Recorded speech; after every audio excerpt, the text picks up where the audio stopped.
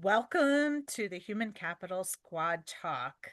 So delighted to welcome you today. I'm Susan Gans and I'm your host, and I'm an advisor and human capital squad leader at PortlyAI. So, this podcast is about engaging in conversations regarding the changing business landscape and how human capital and other C suite leaders are approaching this. Today, we're delighted to have Paige Harrison Mazzi join us. Who is Paige? Paige has her own business called Partner with Paige.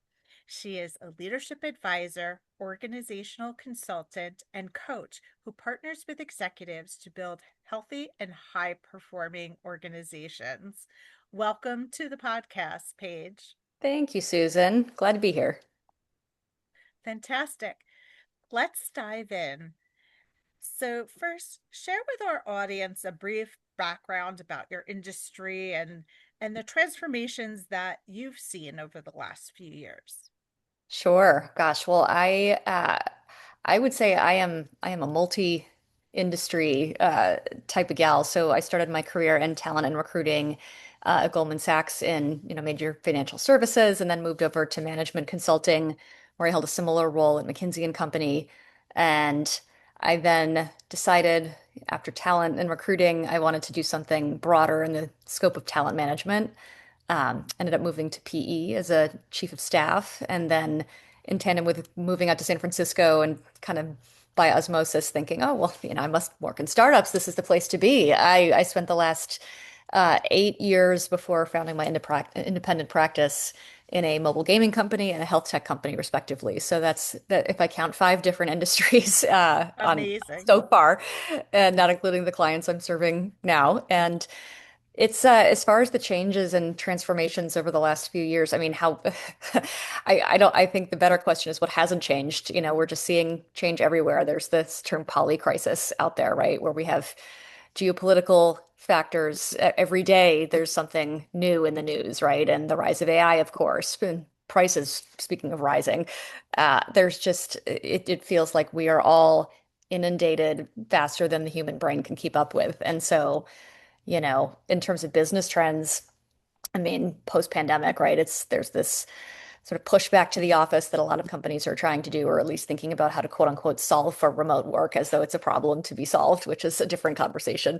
And this sort of ecosystem approach. So, as a perfect example, I'm a fractional talent leader, I'm a consultant, I'm a coach, I'm having this portfolio life, which is becoming more and more common. And I think organizations are having to respond to this rise of folks with great skills who can solve immediate term problems and are showing up as, again, fractionals or temps or consultants or, across not just the United States, but the world. And so it's like, how do you build this ecosystem of talent in a way that looks very, very different than it did even 5 years ago? So how's that for change for you? Change in a nutshell. Yes, So, yes. so let's dive deeper on this because you brought up how HR has changed and how there's this ecosystem.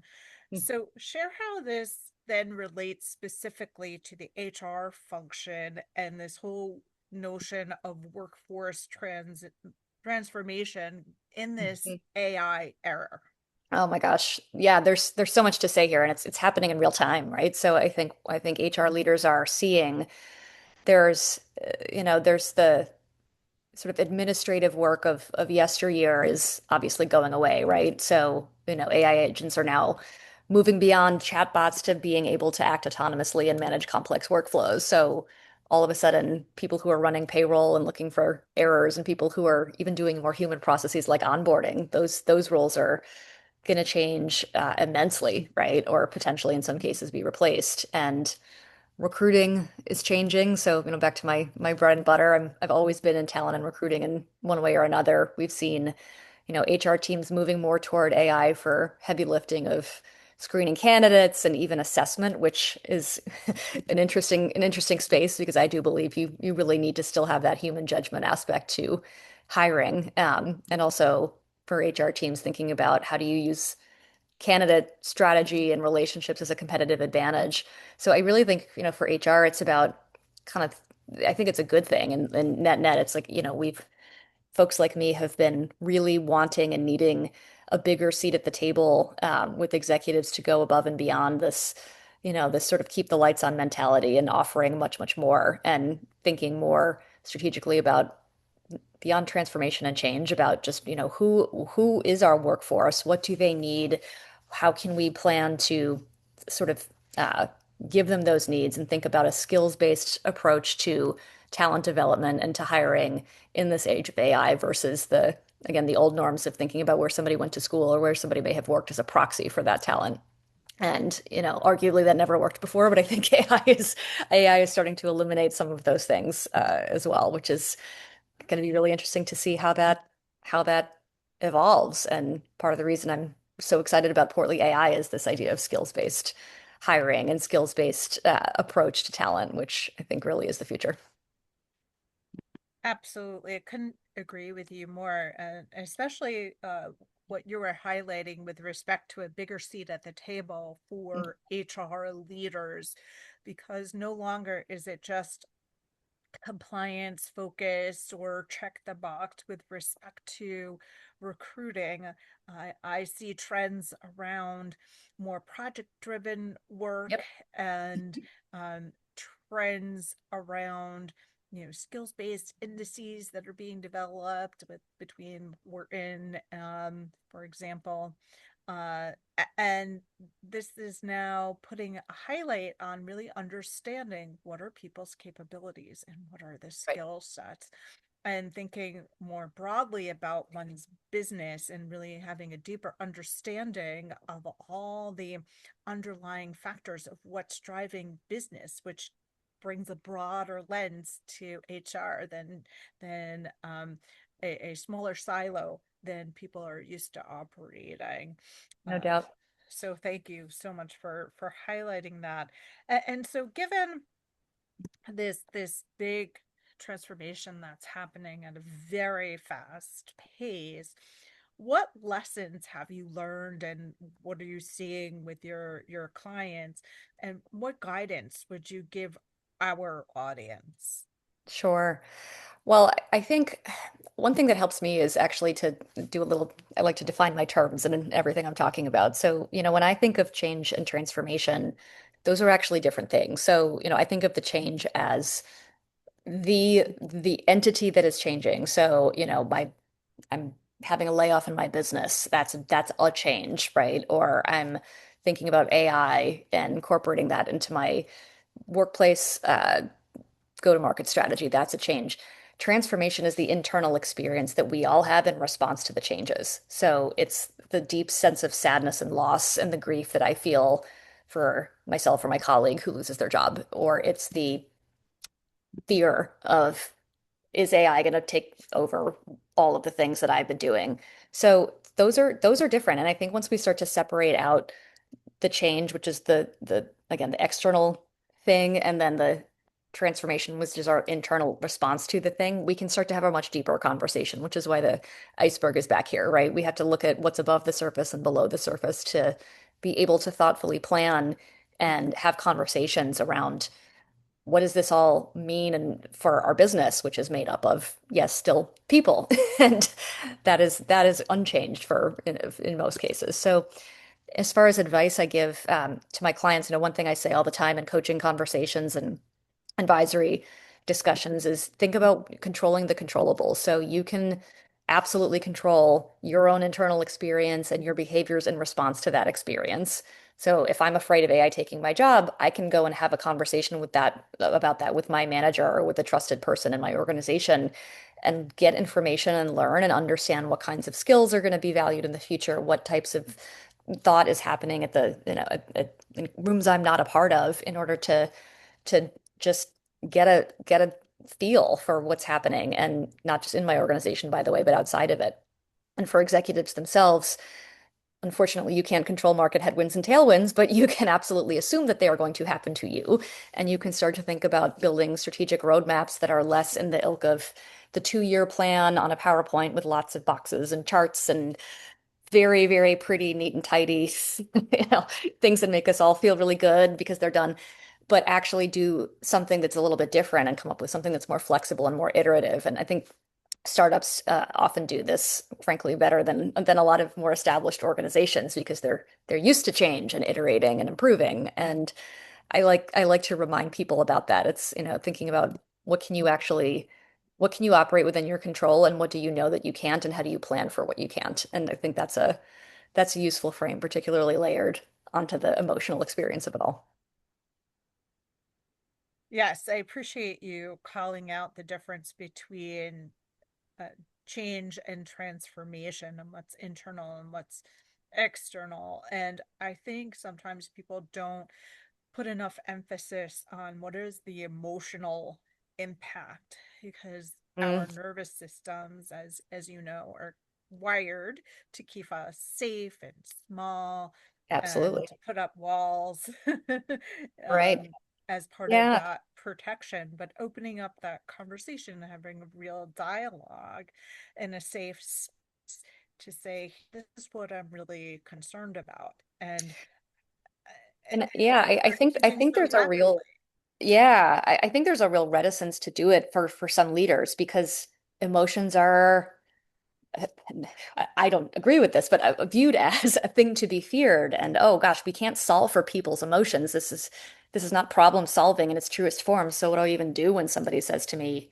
I'm scared or I'm burned out or pick your pick your sentence. Well, the answer to that, by the way, is being there and acknowledging and listening and learning is a great answer. You don't have to solve that problem. That's actually not your job. Your job is to enable that employee to do the best possible work they can under the conditions that you are in part creating for them. And again, you cannot control whether there's some scary thing that pops up in the news that day, but you can control the conversation that you're having with the people whose livelihoods you're responsible for. And that actually is a much bigger um, it has a much bigger impact than I think some leaders realize. So that's another piece of advice that I'm sneaking in there, by the way. Don't be afraid to have those conversations, even if you feel like you're supposed to solve it. That's not the goal. The goal is to acknowledge it and to work with it and learn from it, and then incorporate that into your plans. Absolutely. I love what you're talking about here. I had a professor who said that emotions are information, That's right. Emotions are data. and framing it in that way normalizes the emotions and not to just squash the emotions that people are having. But as you so beautifully said, it's about acknowledging those emotions and making it okay for colleagues and employees to share what's happening. Because once you surface it, right, then you can act on it and deal Right. with it. That's right. That's right. I think that's so important. And yeah, I love that quote that you bring from your professor. Emotions are information. That is very, very true. And I do think we think sometimes about data too narrowly in the sense of numbers, but data comes in lots of Yes. forms. Yes. Absolutely. So that brings me to the next question, which is about skill sets. So, what would you say are the skill sets that are needed then to navigate um, through the transformation, the internally, and then externally through the changes? What skill sets then help to make an organization more nimble and resilient? Mm-hmm.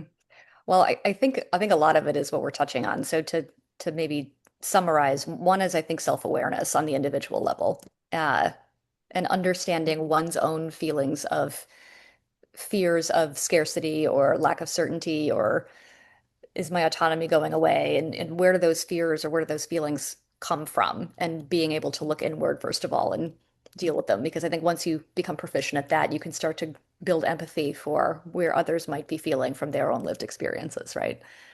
So being curious about that and deepening one's own self-awareness and your response to change and what's transforming within you. Um, on an organizational level, I think about this is less a skill set, but I do think about the support system. And, people will say culture, people will say community. it's so much harder. And Susan, to your point, when it feels like you're going through something alone, anything alone that's new or that evokes feelings of fear or anger or anxiety or whatever, if you can normalize it and you can talk about these things at the table. I had a CEO who was great at this and he really grew um, in his experience, in my experience with him, watching him say at monthly all hands meetings what people were thinking and reflecting back that experience just in so many moments I can think of. It just lowered the temperature in the room and it just kind of let everybody, their shoulders came down and there was like almost a sigh of relief that you could even feel through the fully remote environment at the time. And it was so powerful. I think those kinds of things are really what engender loyalty and getting people to come back on Tuesday, Wednesday, and Thursday and log on and give it the best that they can. So I think that having that support system and especially amongst senior leaders who help people feel seen and heard is huge. I think there's no replacing that. 100%. It's having those safe spaces and making it okay to not know. Yes. And I think it makes it very real. I was at a talk with an AI expert, and he said, we're all suffering from imposter syndrome. So kind of like we're all in the same boat, and this democratizes our AI world. And I thought that was just so genuine and real and authentic. And it's like, he's saying that? So it made Yep. it like Yep. okay to just experiment. Yes. 100%. And I think there is such a skepticism of right now of anyone who gets on the microphone and claims to have the answer about almost anything, certainly about big topics like AI and where it's going, but even small micro topics. And it is so much better to say, I don't know, but here's how we're going to find out, or here's when we'll know, or here's our plan, taking into account all the contingencies. That is 99 times out of 100 going to be a much more real and authentic answer that will be received much better by your audience who they have their radar up right in this day and age. And Yes, so, yeah, speak that truth and it gives much more credence to the messages you're trying to deliver and more influence, frankly, in the future as your leader. absolutely. So lightening up our conversation a little bit. Okay, let's do. So, what's something in your background that we might be surprised to learn, or something that's unexpected that has informed your approach to organizational transformation? Yeah. So I was a swimmer in college, and I still try to athlete, which I use as a verb in in my later years as much as I can. And I think swimming's kind of an interesting metaphor for this. So, of course, if you've watched swimming, you know that it's you in the pool, right? It can be a very lonely sport in some ways. It's your literal head is in the water. You're mostly unreachable while you're in there. You've got to, it's up to you to take the training, the feedback, and the race plan from your coaches and all that before you dive in. And at the same time, you are on a team, right? Team USA. Katie Ledecky is one of the greatest swimmers of all time, and yet she is part of this larger entity, which is constantly reminds us. And I think that's a pretty good one. If you think about HR teams and change management, you can, for those listening, you can give your leader the McKinsey 7S framework and design the plans, and you can give all the coaching in the world and, facilitate the offsite, et cetera. But at some point, that leader's got to sink or swim, literally, right? They've got to dive in and they've got to be the ones to do it. And yes, we as HR folks know sometimes the culture gets pushed back onto us to be the ones to lead and all this, but we know that we are actually enabling culture through all of the different channels and all the different people at our disposal. And so it's a practice. It's not an end state. And that's also why when I talk about change, I tend to talk about it more in change fitness versus change management because again, I can't help myself using athlete metaphors, but also it's true. the change is constant and it is not a project. It's not something that, in spite of some of these really great frameworks that I do still use, that you can put in a box to and just leave it to do by itself. It requires constant tending to and adaptation and responding to circumstances. So yeah, so I think about just that sort of mental fitness and frankly physical fitness and the relationship between the two when I think about change in that way. So I learned something new. I didn't know that you were a competitive swimmer. And so I really appreciate this analogy about, you might have plans, yet there are different circumstances, conditions that might happen, whether when you're in um, a meet, Yep. right? Yep. Unexpected things in the pool lane, and maybe you expected to race in one lane, and then they switch everything up, and you're not, No or the doubt. or the order of things. You think you're going to swim in the beginning, and you're not, All of that. or Oh, vice yeah. versa, right? And Right. and so this notion that you're mentioning about constant nurturing and adapting is so applicable to business. So I appreciate you sharing that. Thank you. You're welcome. So, what is a word or phrase that you would use to describe either change management or what you call it, change fitness? Yeah. Um, and tell us why you've chosen this word or phrase. It's so hard to distill it to one, but I will take from Pocket Gems and one of their values, which is iterate. I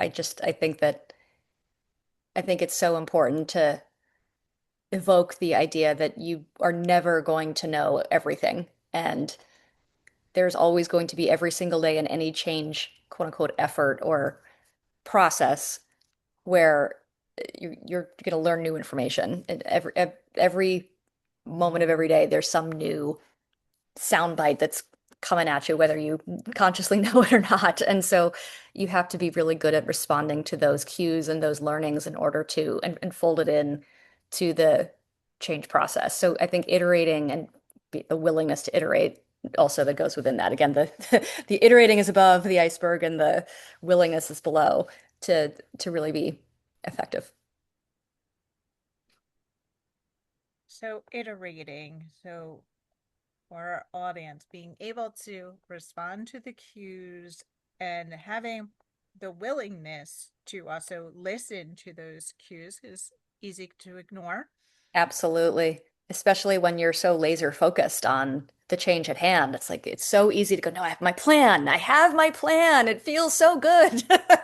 And that's true until it isn't. So learning to understand those differences and being willing to take in new information, absolutely. It's essential.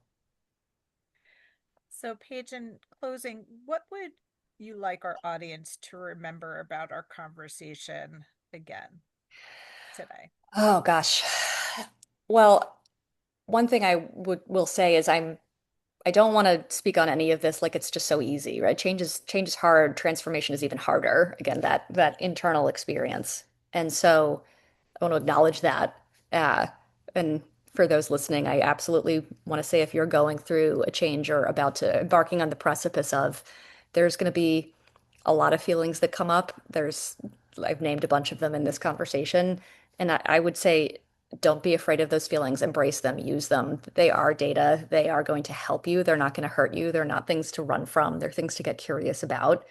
And they're design tools, actually, to think about, okay, well, how do we, whoever we is in your context, how do we get through? How do we band together? How do we use our community or our culture or a team of support to lean on each other and understand that we can have a plan and then we have to be flexible within the plan and embrace it all. It's just it's an ongoing conversation, but don't run from those feelings as they come up. And instead, if you can really put them to work, I think you'll be a lot better off and frankly have some more fun. Absolutely. So what I'm taking away from our conversation today, it's about change fitness and knowing the difference between change, which is external, and transformation, which is really internal, Mhm. and your advocacy for embracing the emotions, which we've now labeled as information and data, Yes. Yes. and to normalize that, not to quash it, and to let people know that they are not alone in this process, and that there's a team. Whether you're on a swimmer on a swim team, there's an individual component to that, but you're also saying, remember that this is also a team sport. So Mhm. appreciate you sharing your wisdom with us today. So, Paige, how can our guests find you? What's the best way to Sure. connect with you? Well, I hope someone or a few someones do. That would be wonderful. My company is partnerwithpaige.com. There's an I, so Paige. Email is page, Paige at partnerwithpaige.com. That is also my website and my LinkedIn. And I look forward to having very interesting conversations with anybody who's up for it. Fantastic. I really appreciate your time once again. And again, go look up Paige. It's Partner with Paige, Paige, on LinkedIn and her website.